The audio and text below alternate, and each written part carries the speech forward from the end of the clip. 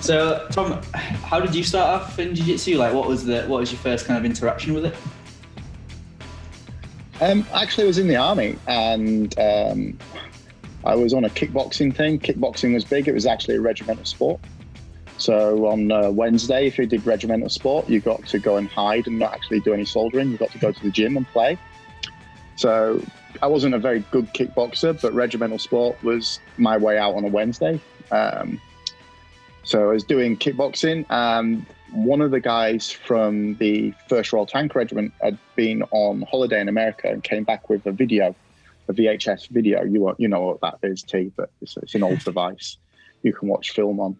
And he goes, "You need to see this, guys. Combat sports is going to change forever." And so we went up to the NAFI, climbed up, put the video in the NAFI, and there was this skinny dude called Royce. Well, we all thought he was called Royce, but he's actually called Hoyce Gracie. And he was fighting a guy called Kimbo Slice.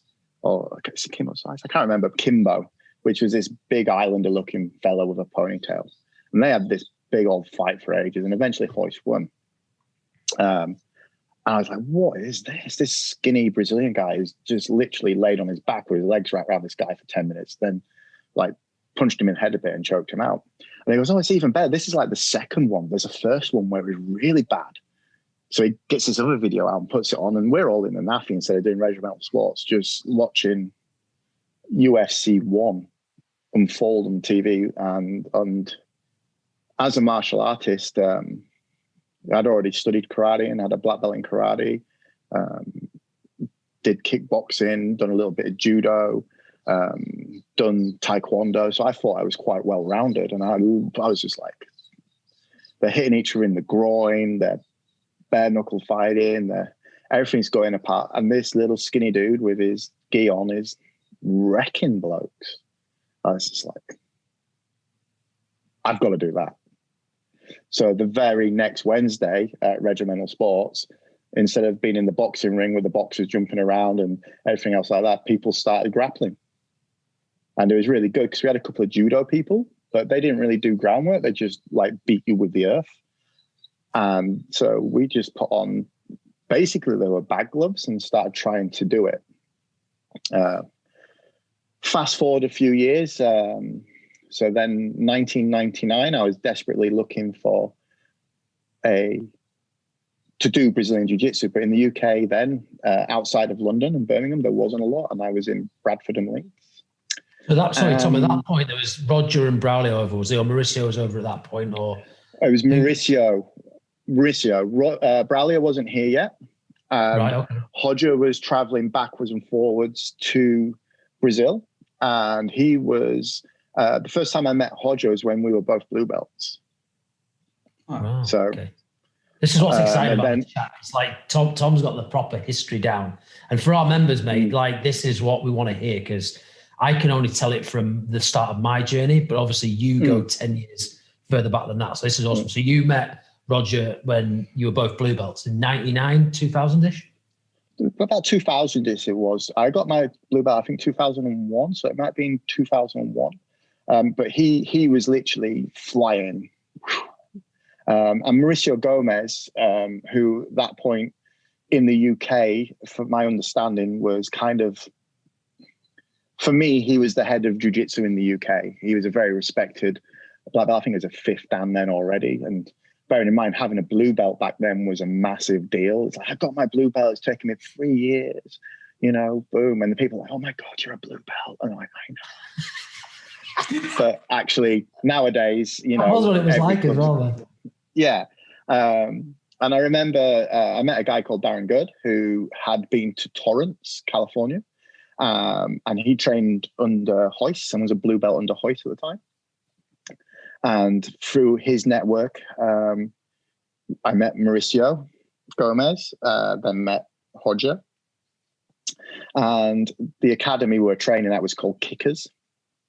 which was an academy that did lots of martial arts. It wasn't a specific academy. We had Thai boxing, we had Wing Chun, we had stick fighting, we had judo, we had normal jiu-jitsu, traditional jiu-jitsu, and then Brazilian jiu-jitsu, where we were just trying to figure it out, traveling to seminars, jumping in the car, driving all the way down to Birmingham for a 2-hour seminar, driving all the way back up.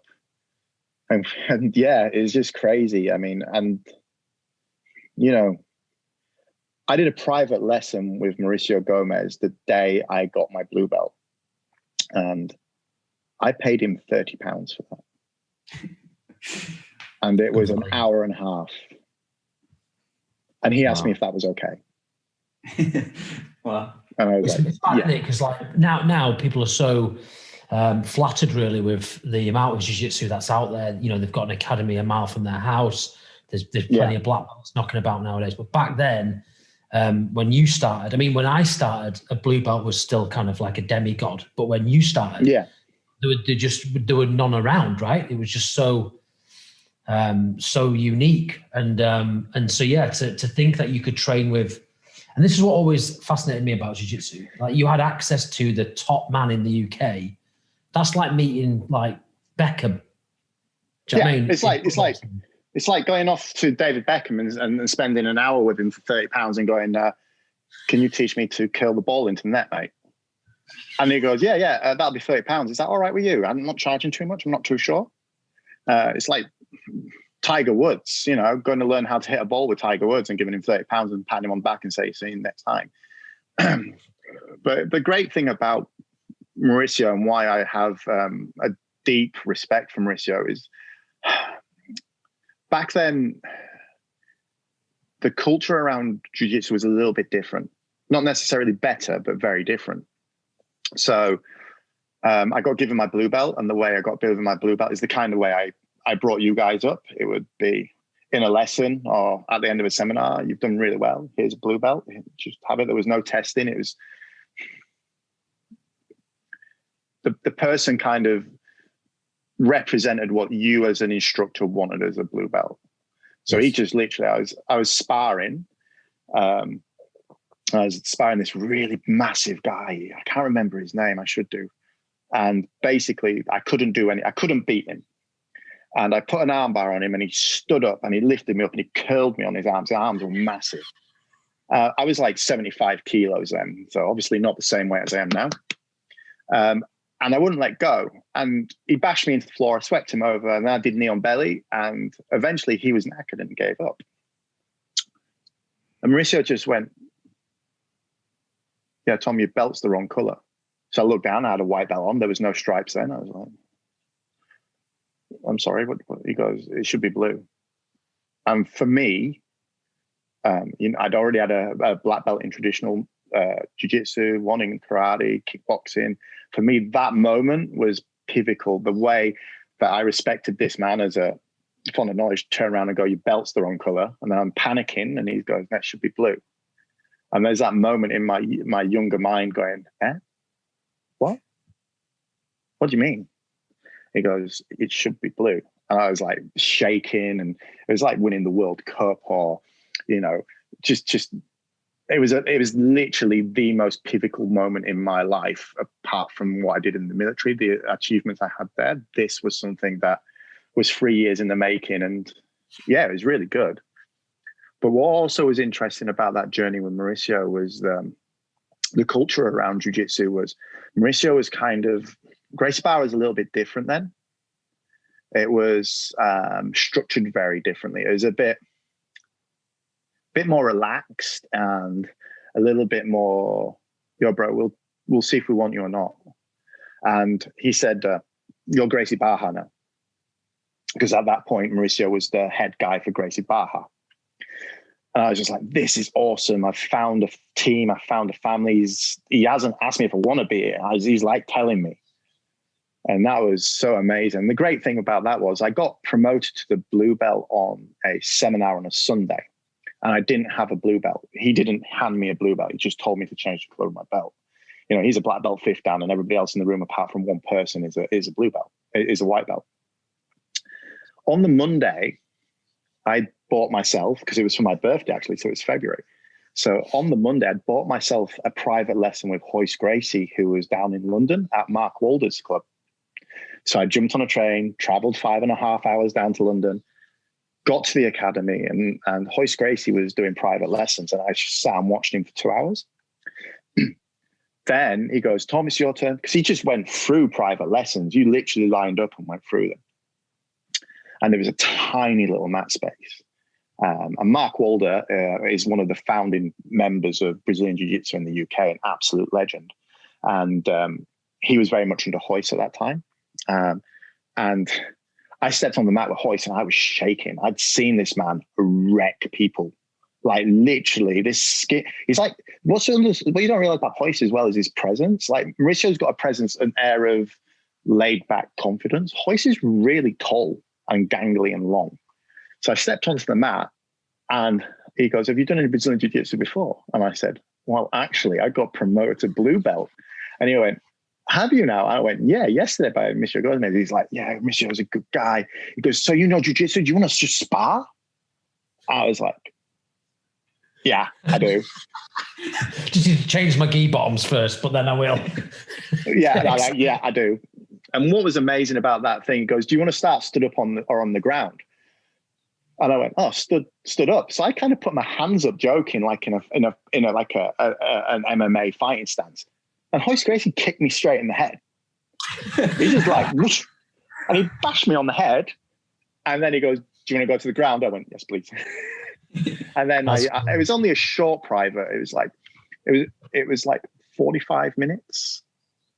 And he just demolished me. And in a different way to Mauricio. Mauricio was very different in his way. Hoist just like beat me up.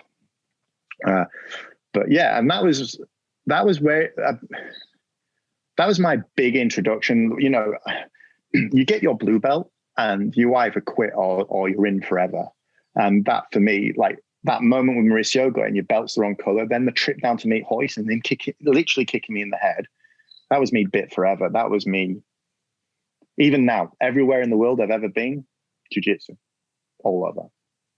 Having done all those other martial arts before, Tom, what was it that resonated with you about jiu-jitsu, you think? There are very few martial arts that I feel are honest. And what I mean is, an honest martial art for me, I feel boxing, as you know, boxing is a martial art. It's a form of martial combat. Boxing is very honest. But within boxing, you can look amazing and only hit the focus mitts and punch back. To test the honesty of boxing and test the honesty of your boxing, you have to have the courage to put a gum shield on, head guard on, big old gloves and get in the boxing ring and get hit and hit someone. But you have the option in boxing not to do that. You can go across to a boxing class, be padded off the entire time, shadow box, hit a bag, have a really good workout. Your punches will be beautiful. Your technique will be spot on for doing them, but you don't actually have to test yourself. And the scary thing about some of the martial arts, and I found, because I had a few head injuries, I got knocked out a few times, is if you have a normal life, you can't go into work the next day with your nose broken, black eyes. What jiu-jitsu offered was the honesty of a judo kind of thing. Judo is very honest. You know, in order to do judo, you have to throw somebody and be thrown. In order to do Brazilian jiu-jitsu, how it is practiced and trained, you have to learn the technique, you have to use it on different opponents, and then you have to roll it. And every jiu-jitsu class I've ever been to, all over the world, there's always this culture, and the culture is very same. No matter how it's structured, there's always this moment within the class where you know it's time to roll. And that's what we as jiu-jitsu practitioners normally love. It's, yeah, I've just learned this really, really cool armbar variation with everybody else in the class. And now I'm going to go and try and get it on you for 25, 35 minutes. And that absolute honesty of being able to go really hard and really powerful and try your technique, or really slow, but have it done and have that option just to tap out and go, dude, you just murdered me. I was dead. Can we try it again and go again? and go again and go again. And that improvement through adversity and that improvement through loss and that understanding of your own body through feel and motion is something you can't find anywhere else. And through doing other martial arts, which I thought I was okay at, and then coming into Brazilian Jiu-Jitsu where the honesty at the end of the class is always tested, it was just like, this is so honest. Yeah, the honesty goes both ways, doesn't it, Tom? Because it's like the honesty of your own jiu-jitsu, like, is my jiu-jitsu any good? Like, can I get that armbar on a willing opponent? And also the honesty on the guy or the girl who has tapped to say, you beat. Like, the tap is an acceptance that you got the better of me, and if I didn't tap, you would have broken my arm or you would have strangled me unconscious. So the honesty goes both ways, and that's where we found, and you'll have seen this much more than me, but people with ego don't tend to last long in jiu-jitsu because they can't handle the honesty. It opens you up, right? Everyone sees who you really are in that moment. You can't hide on the mats. I mean, you can pick a role if you're injured and go with somebody easier, but everybody sees that. And I think the honesty is you're right. You can go both ways, but it's what you find in jiu-jitsu as well. If you're injured, you can go, I've got an injury on my right knee. We'll go, I'll tap if it hurts, and you get it good. And the good, honest person will go, I'm not attacking that fella. I'm going to go for this, and this. And as you allude to, it's very humbling. Like when you're a purple belt and you think you're a legend, like I might have done, and then some blue belt kid who's like literally only just come out of pajamas and beats the living daylights out of you in front of everyone. And you're like, oh my God. Okay, I need to go away and refine my skills. And that constant development, even as we progress through our jiu-jitsu journey to black belt or even beyond, is always about the honesty of the sport. Because you can't be a black belt and stand out front, for instance, teaching a class of 30, 40 people and not roll with all your students, not accept that if you lose, it's okay. There's a lot of honesty to come from it. And that actually what makes you a better martial artist. It's the one thing Victor kind of said, mate, when he gave me my black belt, is he said, the only thing I will ask of you as one of my black belts is that you never turn down a roll. That's the one thing he said. You can't, because there will be that blue belt, purple belt killer who will beat you, but you can't turn it down, even in front of all your students. You have to do it. And so that's interesting. And you have to acknowledge that them killers are out there. I mean, it happened to me in Florida. I rocked up to Gracie Baja Clearwater, rolled, I think there was like 25 black belts on the mat, including AJ Exam. And, there's like some legends on the mat. I rolled with 3 black belts and did really well. Not, we all know I'm not a world champion or anything, but I did well. I held my own. I was proud of myself. Had a 5-minute rest, looking around. This little skinny purple belt came up to me and goes, hey, bro, professor, can I roll? I went, absolutely, mate. He destroyed me. He tied me up in pretzels, pinned me on the ground. He double-legged me from my knees. And afterwards, I'm sat at the side of the mat going, and like we always do, oh, my God, what a roll. You are a monster. First thing, how much do you weigh? Second thing, you've trained before. Yeah, I'm an all-American wrestler. I was like, that explains why I hurt everywhere. You know what I mean? It's the honesty and the camaraderie that you get. Just, you can't beat it anywhere else. That integrity in martial arts is something that's like really appealing to me as well. I think you guys both know, coming from military backgrounds, so that's also like integrity is like held up as one of the pillars of values that you have in the armed forces. Integrity is not just about the pillars of martial art. It's about you as a person. And I think jiu-jitsu tests your integrity often because you can hide. You can try and hide. But if you want to be a leader on the mat, you can't. You have to inspire and give people the confidence to know that it's okay to lose. Yeah, I mean, if I may say, I mean, we'll get into this, I'm sure, but, I started training under you, right? And you taught us that. And this is not for the camera or any kind of bullshit. Like, genuinely, I do think you were a really humble guy on the mat. And because when we first started, you would destroy everybody. Then over time, the levels kind of started to change a little bit, and maybe we'd kind of on an even roll. And then further on down the line, maybe I would catch you every now and again. It was never an issue. It was never a problem. It was almost, and like the other day I rolled with T, and he caught me in a submission for the first time. And like I remember saying on the Q&A, like, I felt proud about it. I felt proud for him. because you see your students develop and in your own image, and that's amazing. But like, I just want to say thank you to you because you taught me that, and now we're passing it down the line. So props to you, man. Yeah, I mean, it's something if you're a world champion who is a complete athlete and wants to go out and win every competition, that's great. But your jiu-jitsu journey won't always be that. And as a tutor, and as an instructor, as a teacher, as a professor, holding that responsibility, you want your students to be more than you ever were. And there should be a point where you've given your student everything you can, and your student will take everything that you've given them, mold it into what they've got, and then they will give you back a better version. And then the payoff for that is, I've taught you for 4 years or 3 years, and I've been able to dominate you. I'll do this. This last year, things are changing. This last 6 months, now I'm in my battle. Now my growth starts again. Now my journey recomes because I've brought you to where I need you to be in order to enable the growth within the club. And as long as your ego is not in the way, you will all learn and all will grow.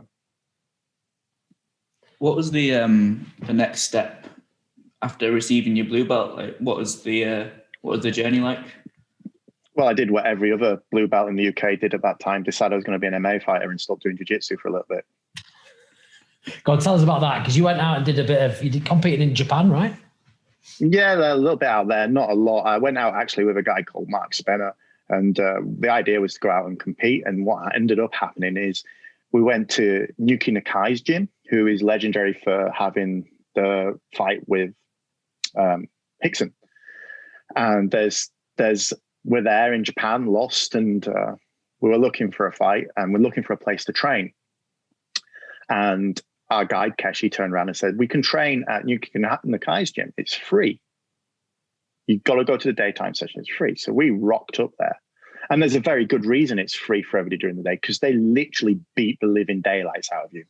You go there, they use you as cannon fodder. My good friend Jonathan Bolton at the time was double-legged through a wall. The wall collapsed. So it was a plasterboard wall. It went in, it slid down, and we were all like, oh, that sucks. The fight's going to stop. It didn't. They grabbed his legs, pulled him back on the mat, and just started going. And our good friend Mark Spencer, who's over in Bradford, who's another black belt, he was doing some kickboxing sparring or something, and he got hit in the eye, and his eye split open. And they just put egg on it and sealed it back up and just carried on fighting. It was just a different world.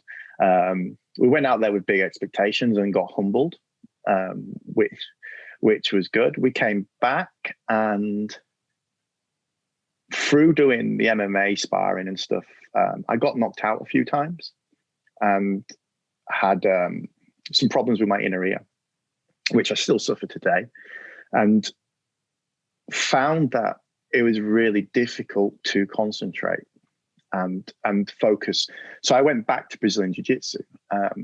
From our time in Japan, we made friends with some Japanese Jiu-Jitsu practitioners, and the three of us were ordered our purple belt not long after that by them. Now, I was quite happy with that at the time. I thought, yeah, purple belt, I'm happy with this. As time moved on and we were training and teaching, I started needing to be back around Mauricio. And at that time then, Mauricio had introduced a young brown belt to the UK called Braulio Estima, who was an absolute Playboy legend. And he literally was this tall, gangly thing that could put triangles on everybody. And he was doing seminars really cheap and stuff. So we started training under him. He then became the head of Gracie Barra, realistically then at that point. Not officially, but he was the highest graded person in, because Mauricio was back in Brazil with Hodja, and they were both doing, at that time, all the focus in Gracie Barra was on the heavyweights, and it was all on Hodja and pushing Hodja to be the world champion. Braulio was with us, and he stopped in Bradford with Darren at Kickers. And then eventually I wanted to do my own thing. And Gracie Barra Leeds was born. The original Gracie Barra Leeds, not the amalgamation. And it was a small little club that I went along to. And I contacted Braulio and said, look, I haven't trained with you guys for a long time. I've been doing the MMA stuff, the no-gi stuff. Can I be involved? And he goes, well, I'll speak to Darren, because he was still in touch with Darren. Good. And there was a seminar took place, and it was a really good seminar. I've still got the photos. It was amazing. And I took my purple belt off that I'd been given, and I gave it to Braulio. And I said, I've bounced around as a bit of a Ronin looking for the MMA and stuff. Here's a purple belt. I went, I'm not a purple belt under you. I'm not at your standard. So I put my old blue belt back on, went back into the seminar, and got demoted to blue belt by myself. He thanked me. He said, thank you very much. That shows something. And then 5 months later, there was another seminar, and he was traveling up quite regularly then to Leeds to do seminars for the people I was teaching and training with. And he came in, and there was a brand new purple belt. He went, this is a purple belt from me. And again, it was one of them moments in life where I fell into the trap, possibly, if I'm honest, where the belt became more important than the journey. And me handing it back to Braulio, the one I had, saying, I want to be a purple belt at your standard. And I did. I eventually got that. And became a purple belt under Braulio. The club grew and grew, and it was quite organic in its growth. We never did children. We never taught children. It was just a real eclectic mix of welders, plumbers, policemen, some of them you may know, and other people traveling, but it's very transient still. It wasn't the structured academy format that we have now. And my thirst for knowledge was insatiable. Wherever Braulio was, I'd go, traveling down to Birmingham. We'd go to seminars. And during this period of meeting Braulio and stuff, he did introduce me to his younger brother, Victor. I was a blue belt, a proper blue belt at that time. And Victor was this purple belt with massive like afro hair and ridiculous strength and abs, and was just on the cuff of becoming a phenom. But he was traveling in and out of the country, going back to Brazil. And then what happened was I'd been a purple belt for maybe a year and a half teaching. At that time, it wasn't unheard of for even blue belts to have academies. I was purple belt. Me and some others were teaching. Adam Marshall was a purple belt teaching as well. Darren Good was a purple belt. And we were all just trying to figure out jiu-jitsu. And between the three of us, we're running what was basically a Gracie Barra Academy, because it wasn't as big as it is now. It's very much invite. Do you remember when that was, Tom? What year would you say that was, mate, when you started the first Gracie Barra in Leeds? Asking a question now. I'm guessing it must be like 2005. Yeah. 2005, 2006. If I was to, no, 2005, 2006. And was this above the gym? Was it Flex? Is that where it was? No, actually, it was next to it to start with. So where Flex was, where you may have met us for the first time, we were in a little unit next to that, which we were subletting off a kickboxing club.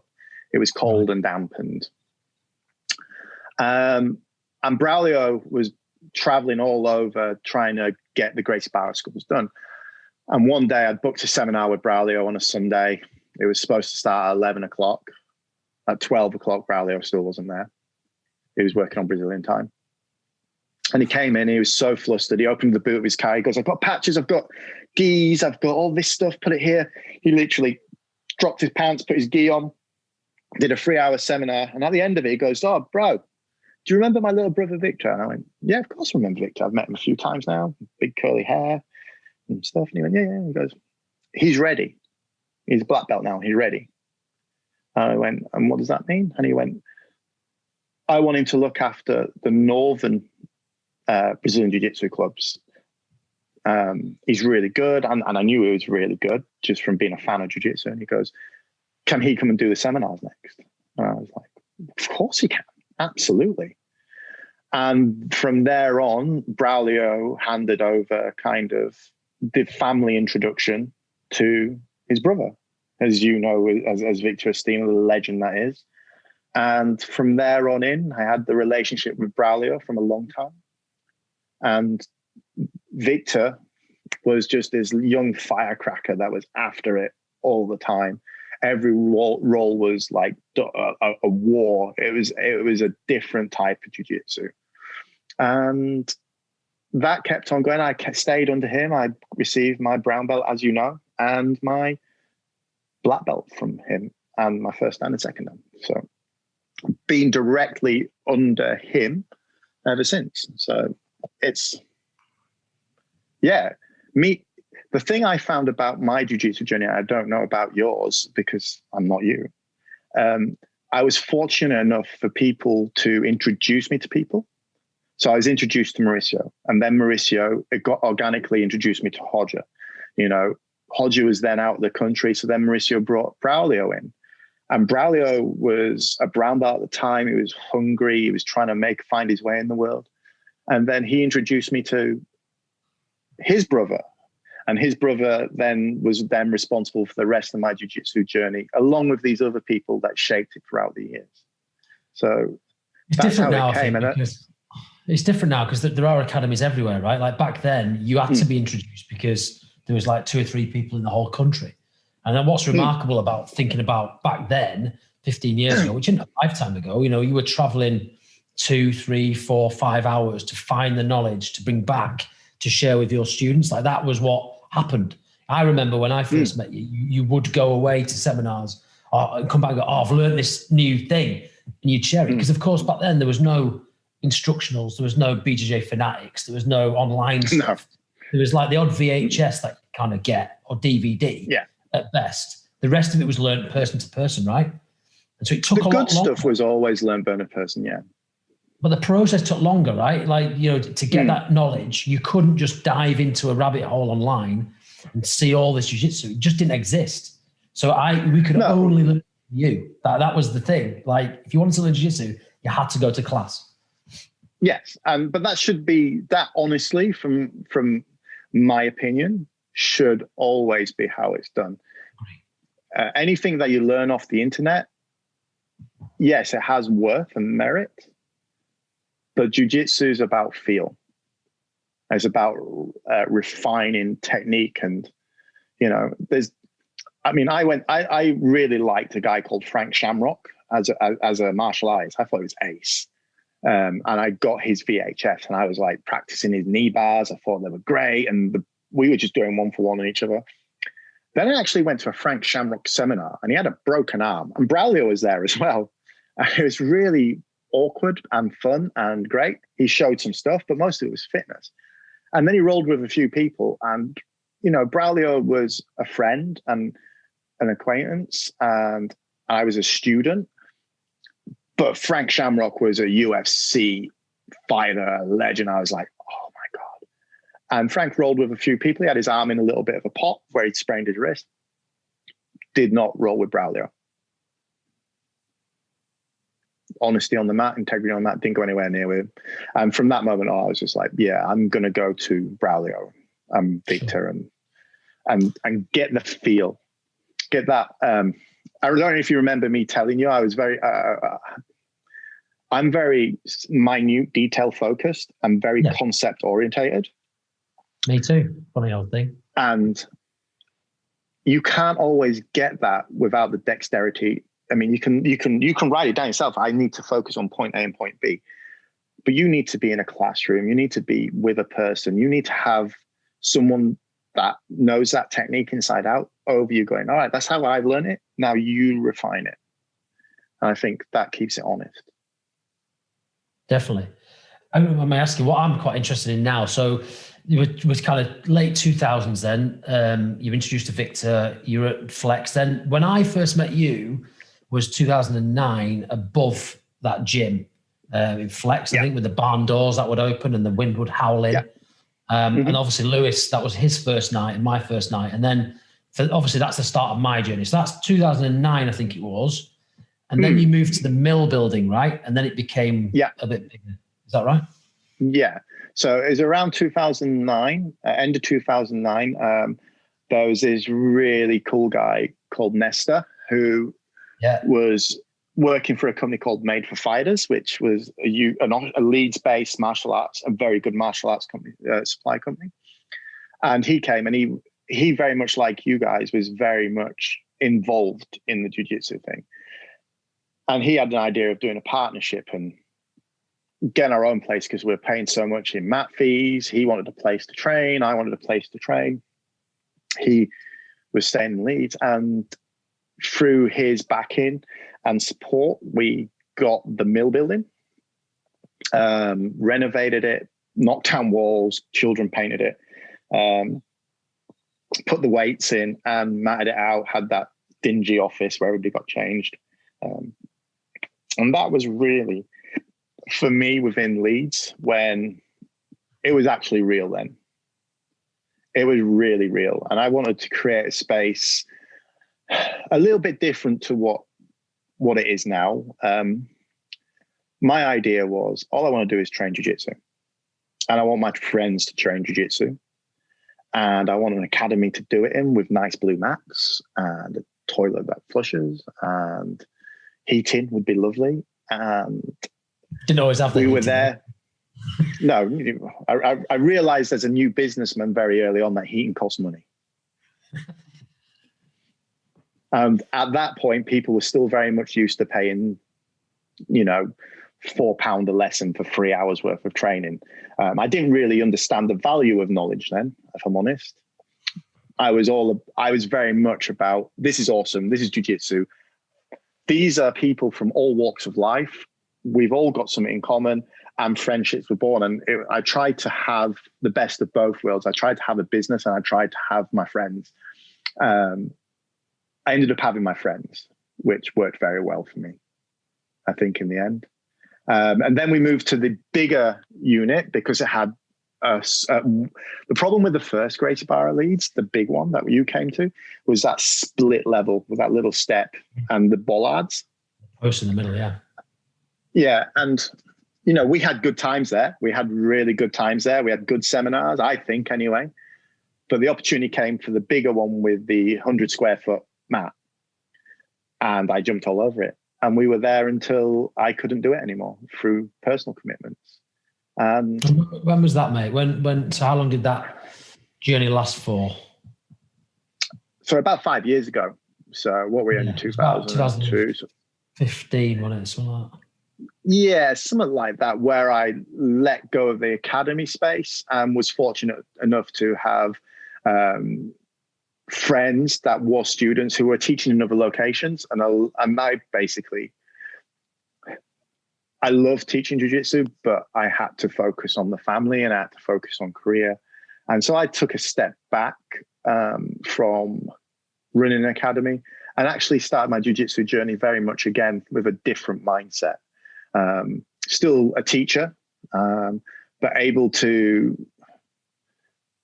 even sometimes when you love a sport and it becomes your life, it becomes sometimes the shine of the sport and what you do is taken off because, you'll look at the mats and, instead of being a hallowed ground where you can feel comfortable, I'm looking at a mat going, it's ripped. That's going to cost me money to fix. I've got to prioritize. The students need gas bill.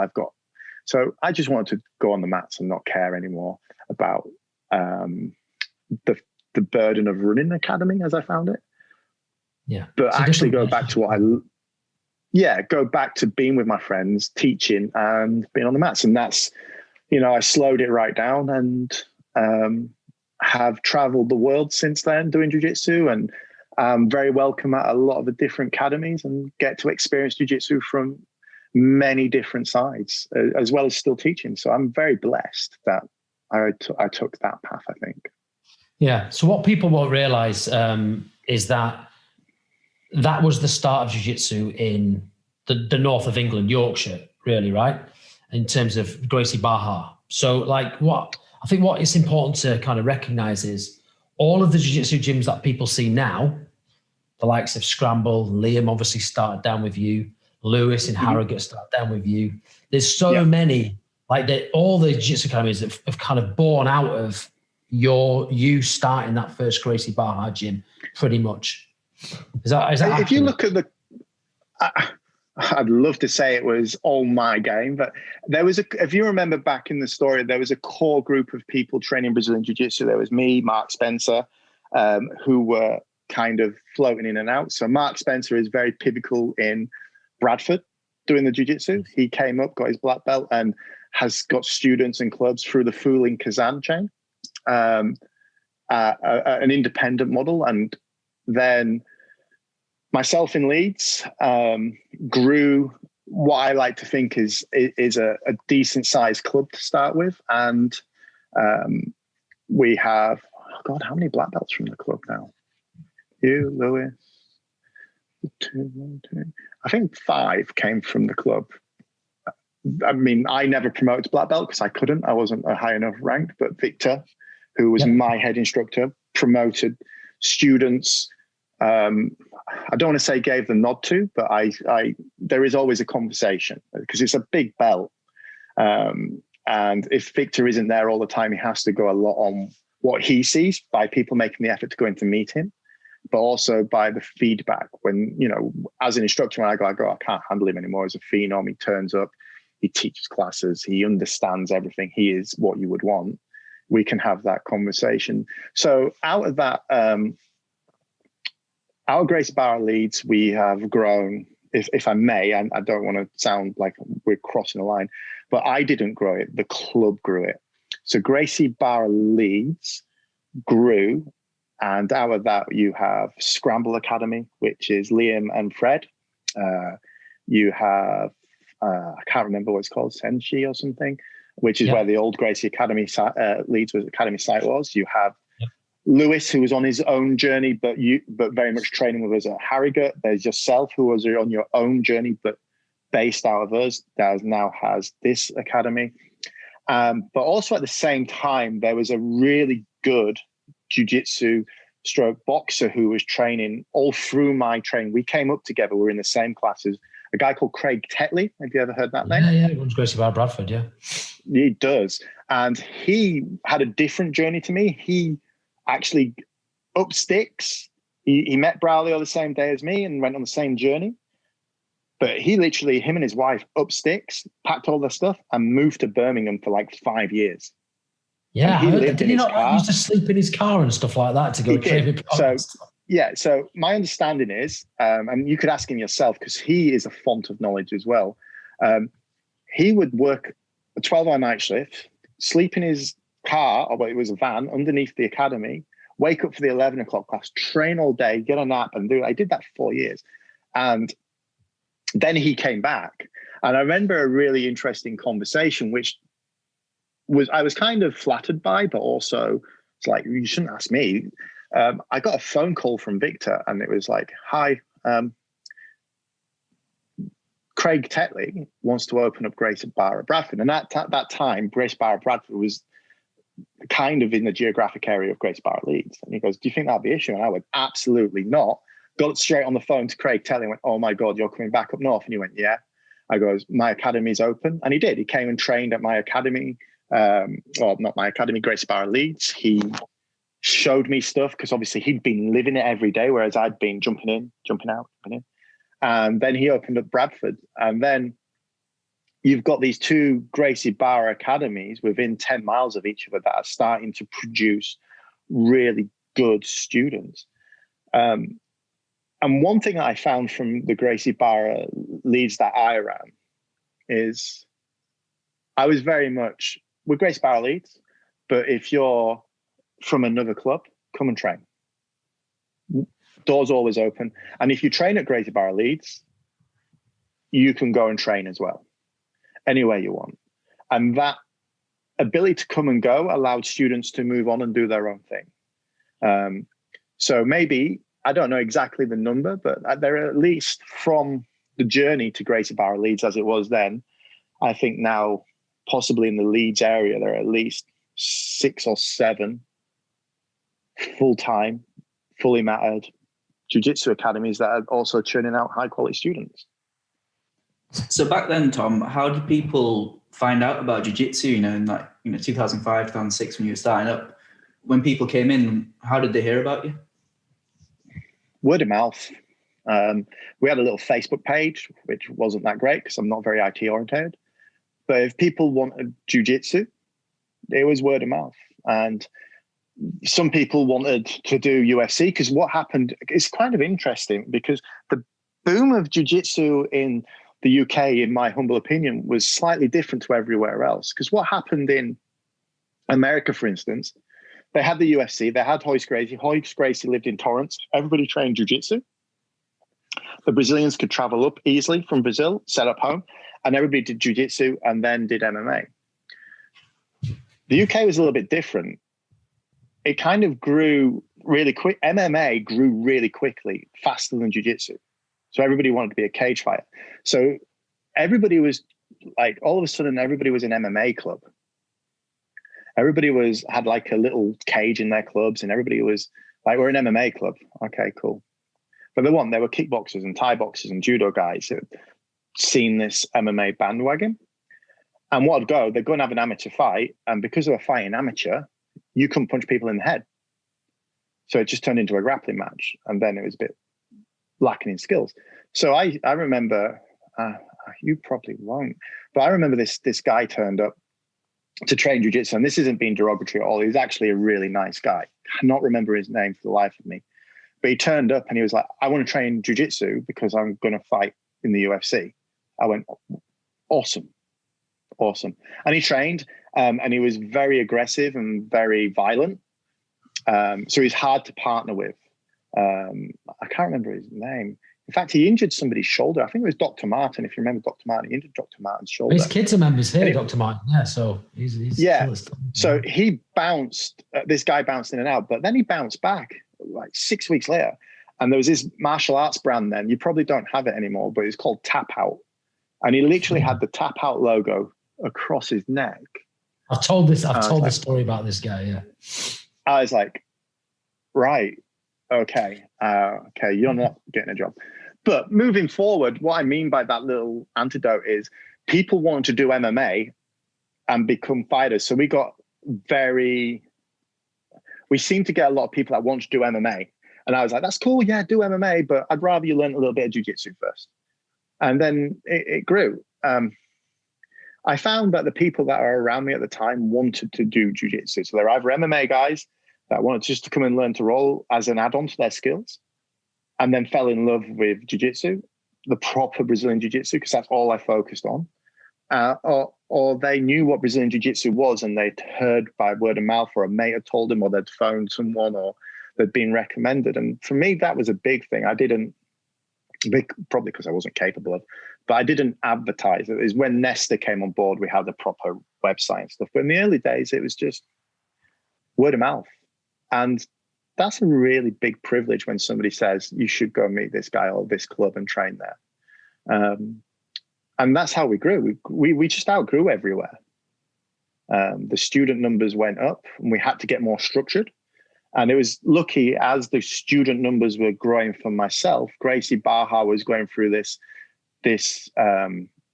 I call it the era of renovation, where Gracie Barra realized that they needed to professionalize and standardize and take ownership of people's learning.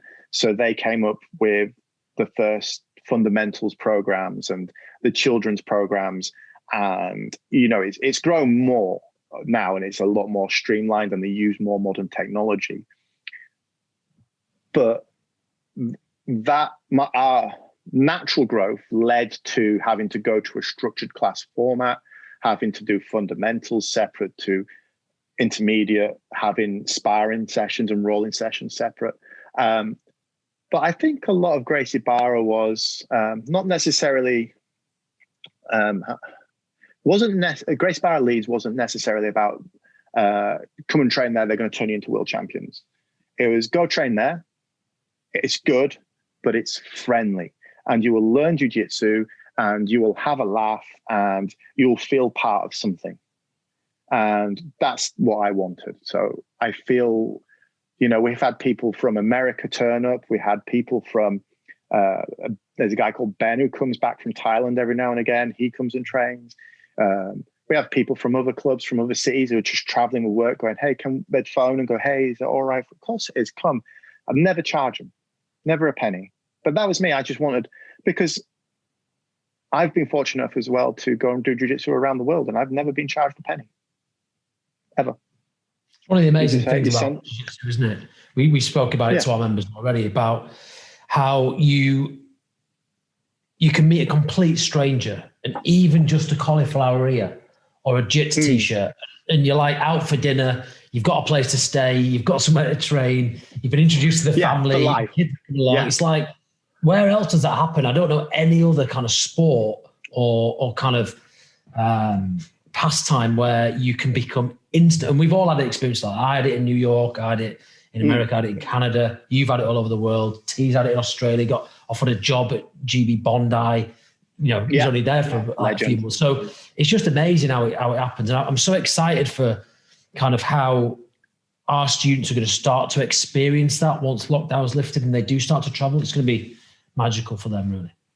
Your students are so fortunate to have a full-time academy, a legitimate black belt to train with day in, day out, with a structured program, who it's just something I wish I had in 2001.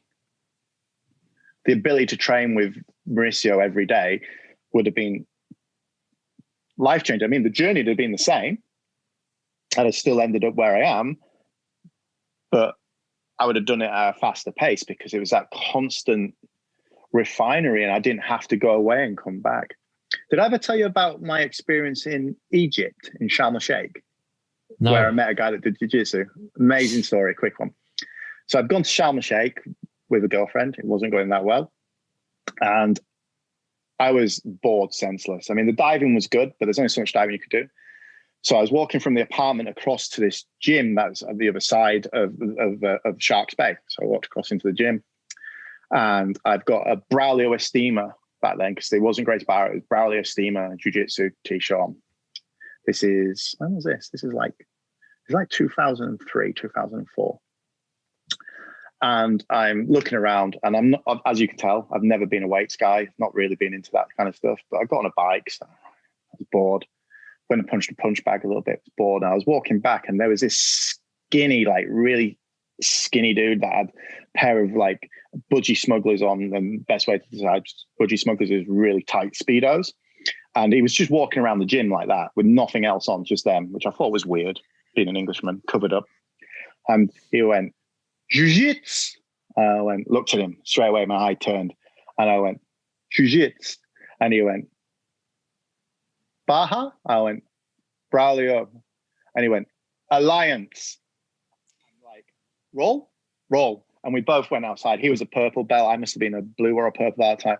And literally, I spent the rest of my holiday meeting this guy every morning and doing jiu-jitsu. And he levered me. He was a legend. And it turned out he was one of the dive instructors who was just down there on doing, the dive. He was a surf bum who trained jiu-jitsu. Absolutely amazing.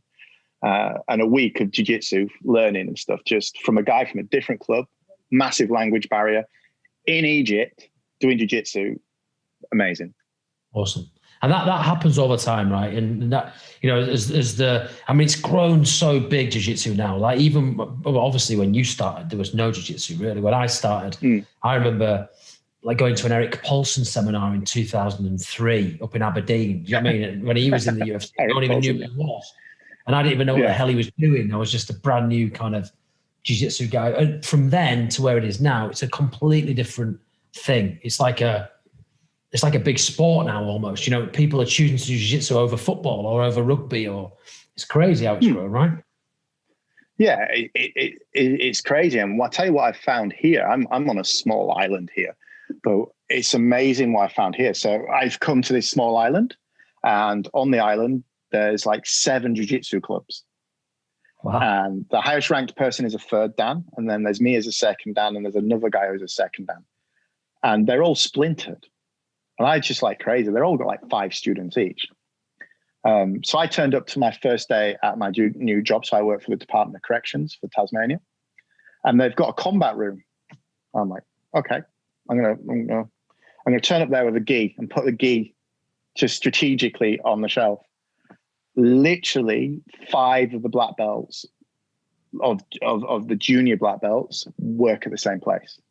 So we have a combat room for ourselves. So all my jiu-jitsu now is done through work. They have a combat room, the purple belts, there's blue belts. Everybody does it. I mean, just wherever you are in the world, it's just grown. Interestingly enough, rugby's quite big here in AFL. And a lot of the rugby and AFL players on the off season train judo and jiu-jitsu just to keep that contact in.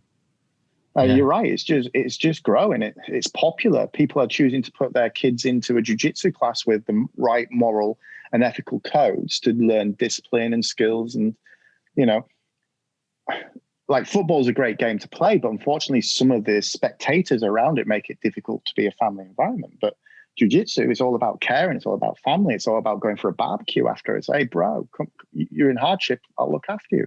So it's growing within children as well. So. Tom, do you remember meeting Mike and Lewis for the first time, or do you remember what they were like as white belts? I remember a very strange conversation with Mike about what work we did, or what work we had done, which was kind of weird. And then we went on and did jiu-jitsu, which was great. Lewis had known a little bit longer, I feel like Mike came with Lewis, but then I think Mike disappeared for a little bit. Because he's a bit like the Scarlet Pimpernel. He'd be there for a week, 2 weeks, and then he'd be off. Well, I'd work at that point, which we haven't disclosed. Yeah, so I was working away quite a bit.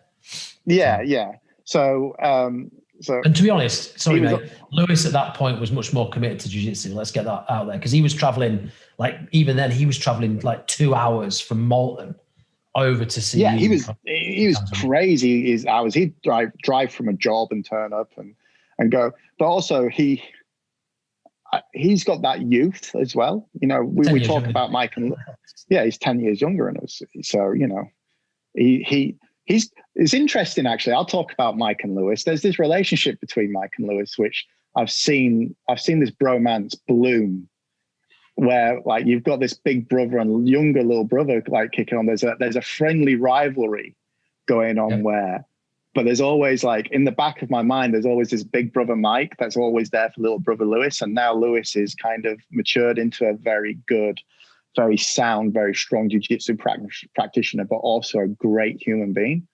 But yeah, I remember them being I tell you what, I do remember. Pardon? He's a father now as well. I think that you're right, mate, because obviously like Lewis rented his first house with Rebecca. It was my house he rented, and there has been that, and I was his best man at his wedding. It's been that, I suppose, kind of personal connection where I am 10 years older, but now obviously he's married, he's got a kid, you know, Rafi. So he's now kind of, we don't see each other like that. I think we're more kind of equal, right? Yeah. And of course. Yeah, always. That was said at the wedding by a jiu-jitsu legend, I believe. Yeah. But what's interesting between their relationship was the rivalry. The rivalry on the mat. I remember standing on, I don't remember exactly what happened, but everybody was rolling and it was at the gym with the 2 levels. So it's the first older gym. And I think Lewis got his belt before you. I think he got his blue belt before you. I think he did, yeah. Yeah. I got my black belt before him. Let's just get that one on the record. You did. But Lewis got his blue belt slightly before Mike.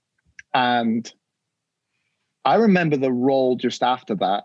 And I remember stepping back with some other people and going, oh, it's on. And it was literally just people, legs and arms rolling around the entire mat. It was brilliant. As an instructor, I was just like, hold, no, I'm not even going to try. You guys sort it out. And the difference in rolling styles as well was so evident, with Lewis throwing legs and triangles and playing cross collar grip stuff, and Mike coming on top and trying to dominate top position. It was just like you could see these two friendly rivals, these two brothers on and off the mat, actually in their good roles, you actually saw two very different jiu-jitsu styles start to become part of who they were, and their core ethos on jiu-jitsu and how they were going to become and how they were going to go through their grades became very evident through their roles. And you see that a lot in students. And I suppose, Mike, now you teach your own students and you taught at Grace Barra Leeds for a long time, and you see people picking up little nuggets and using their own ability to become their own jiu-jitsu, taking little bits of you. And it's what we saw through the early years in Mike and Lewis's epic roles is two brothers squabbling, but actually with absolute finesse of jiu-jitsu. And as it grew, it was a thing of beauty at times. And sometimes it was just, oh God, what's going on? Well, the thing that we always talk about with Lewis and I is that the roles that he and I have shared have been the most intense roles in terms of like, it felt like a fight, right? Particularly when he's getting ready for competition and I enjoy kind of helping him get ready. It's really quite intense and quite violent. Yeah. It's always super safe and super respectful. There's never been, we've had fallings out off the mat for certain reasons. We've never fallen out on jiu-jitsu, ever. It's never been an issue in any jiu-jitsu that I can remember. Well, it can't be because it's honest. Right.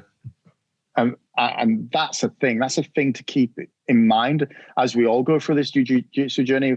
You know, me as the belt I'm at now, reevaluating my jiu-jitsu journey, and you opening up this amazing mecca for jiu-jitsu, and you experiencing jiu-jitsu from different instructors and coming through is the honesty of it. If you're angry at somebody on the jiu-jitsu mat, there's only two reasons. One, they shouldn't be there, or two, you shouldn't be. Yeah, that's a great point. But it is for everybody, but you just have to readjust your mindset. If you've tapped early, tapped fast, that's fine. Find the win in the fight. It's not always about getting the tap, it's finding the win in the fight. And if you can do that, then you will always get something out of every roll, and you don't need to be angry. Roll angry, you lose, because you lost all credibility. Yeah. Yeah, it's a good point, man. I talk a lot about, when you're trying to escape a bad position, if you're escaping it in a non-technical way, you end up in a worse position. Like, you've got to still have that kind of thought process. If you're just trying to go angry and push and pull, it's going to get worse. You need to just kind of almost accept the position you're in and be purposeful in your technique in order to escape, and you will, right? It's the people who can't control their emotions, I think, is the thing in jiu-jitsu, who struggle the most, right? Those, and we've had a few, you'll have met a lot, I've met a few, they cannot get the head round the fact that they lost taps, right? They can't get the head round it, and they can't accept it. And then, to be honest, they never come back. I remember that guy with the big tap out thing. I don't remember seeing him again. Like, he just disappeared, and those people never play in the game, man. No, and the thing is, jiu-jitsu is hard. I mean, it's an art form, but it's a life journey, and it is a commitment. If you want to get good at jiu-jitsu, it's not just about learning techniques. It's not just about turning up to competitions. It's about time, and you need to have something in you that's just able to give something time. And I think jiu-jitsu is like life. You start off young in it, and you think you know everything, and you're all, like a teenager almost. You're all like, I know everything. You can't tell me anything. I'm going to do this. I'm going to do that. I'm going to fight this way. And then 10 years down the line, you're no longer wearing like really embossed t-shirts, or you're just like, you look like Bill Gates. You just turn up, do your jiu-jitsu and go home. You're not about that anymore, But when you start out, that is a great analogy, Tom. I'm going to steal that off you. Jiu-jitsu is like life. You are an infant. You know nothing. Then you're a kind of this brash teenager. That's an awesome way to put it. I've never heard that before. This brash teenager who's blue belt, who's flying about, cutting up, doing what you want. And then you become a black belt, and you're in your mature years, and you've got your whiskey, and you sat by the fire, and you're doing your jiu-jitsu, and you see it through a different lens. I don't know about you, but when I got my black belt, it felt like my journey started again. but in a different way. I'd like step through into a different world almost. You know, it's strange. Yeah, and you're very right. I mean, and even now, I mean, I don't own a club anymore, but I still teach. My jiu-jitsu has changed so much over the years. I mean, I still like knee on belly because it's the best position ever invented. But I'm slower but my body ages. And I see myself thinking about Mauricio Gomez when I first met him, who was already an older gentleman, and how he moved methodically. Every grip was important. You know, now I see myself through my role at work, teaching people very basic Brazilian jiu-jitsu to allow them to do their job with very violent people very safely, and given like somebody that, like, for instance, a 50-year-old librarian who now passed the interview and physical is now going to be working with maximum rated detainees who are violent on a specialist line. And I get to impart some knowledge on her, which will help her with confidence take down this person and do the job. But 5-6 years ago, all I wanted to do was be on the mat with you guys, rolling around upside down and trying like to do birambolos. I remember the day. I remember the day I hit 2 in a row, one on you and on Dave. Is it Dave? Your mate Dave with the teeth. Yeah. I hit 2 birambolos, one on you and one on him. Dave with the teeth, man. I hope he's going to listen to this. He actually owns a club in Northern Ireland now. Did you know that? I did that. I heard a rumor he was doing it, but I didn't know it was up and running. So that's again another person who through their own journey has touched the old Gracie Barra Leeds. But this is really, really interesting. Gracie Barra Leeds was never a building. Gracie Barra Leeds was never one person. Gracie Barra Leeds was you, Lewis, myself, Khalil, Adam, loads of other people who were all involved, and then you've got the young guns coming through like Liam Khan, who isn't Gracie Barra anymore, but the influences through his jiu-jitsu are very much, when you go through your roots of jiu-jitsu, you always remember the pinnacle moments. And I honestly believe the spirit of what Gracie Barra Leeds was touched many people and helped them go on their own jiu-jitsu journey. Some people may have not liked what we did because of reasons that I will never understand, but my door was always open and I was always polite. And, everybody can come train and everybody should pass on the knowledge of jiu-jitsu. It's a good point to kind of, I suppose, get towards the close on really, but genuinely, Tom, a lot of people, whether they express this or not, you're the other side of the world now, mate. We're good friends anyway, but they are grateful for the fact that you had your journey and then opened up a place for people to come and train in. And it wasn't an academy like this. It wasn't a monthly fees. It was £4. And if you could afford it, and if you couldn't, you could train anyway. The classes lasted for as long as you had the energy for. And you were still going around. And so I just want to say, like, on camera, mate, to kind of stamp it, like, thanks very much, man, for being the guy who, in really started jiu-jitsu here in Yorkshire, right? In Leeds specifically. It was you. I know you're humble, but you've got to accept that it was you who did that. And I just want to kind of offer this invitation to you. I do hope one day you'll be back in the UK, man. And, we want to have you here straight away doing a seminar for our students so they can meet you. And what they will realize is that my jiu-jitsu pretty much is your jiu-jitsu. Knee on belly, top. Probably a bit more refined. Well, who knows? Yeah. But it's definitely based on the way you play jiu-jitsu. So thank you for your influence, mate. And thank you for doing what you've done for everyone in our area for jiu-jitsu. It's much appreciated.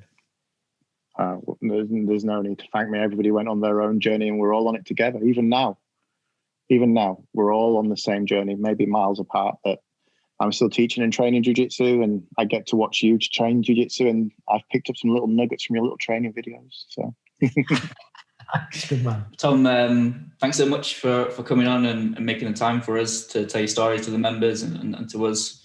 Hopefully we can do part 2, 3, 4, and 5 of this and hear more about the old stories. Whenever you want to catch up, I'm only 12 hours and 13 minutes in front of you. Excellent. All the best, brother. Cheers, Dan. Good to see you, man. Thank you for your time, guys. You take care. Bye-bye. All the best. See you, buddy.